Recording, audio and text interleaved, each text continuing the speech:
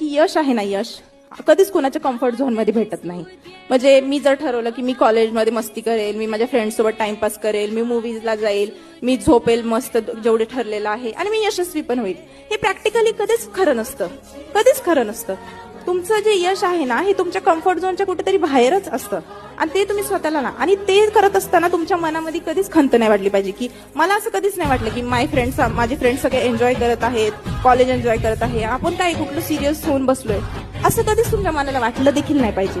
Because तुम्ही तुमच्या लाईफचे हे कन्स्ट्रक्टिव्ह इयर्स खूप चांगल्या गोष्टीसाठी, प्रोडक्टिव्ह गोष्टीसाठी खर्च करताय. आयुष्यामध्ये कष्ट, मेहनत ही कुणाला चुकलेली नसते. तुम्हाला आत्ता करायची किंवा आयुष्यभर करायची. त्यामुळे तुम्ही एकदम झोकून देऊन केलं तर एक्सक्युजेस देण्यासाठी कारण नसतं. आणि एकदम कम्फर्ट झोनच्या बाहेर निघा. तुमच्या एक्सक्युजेस कधीच स्वतःला देऊ नका. आणि मी तर आता हे सगळं पाहिलं, सरांचं इथं इतकं छान काम आहे, त्यामुळे असं कुठलंच हे नका की पुण्यातच, असं स्पेसिफिकली नाही. मी पुण्यात जरी राहत असले तरी माझं घर खूप लांब होतं. मी पुण्यामध्ये महिन्यातून फक्त 1-2दा यायचे पुस्तकं वगैरे घ्यायला किंवा टेस्ट सिरीजचे काहीतरी क्वेश्चन पेपर कलेक्ट करायला. जिथं असेल तिथे तुम्ही अभ्यास करा. तयारी असली की मार्ग मिळत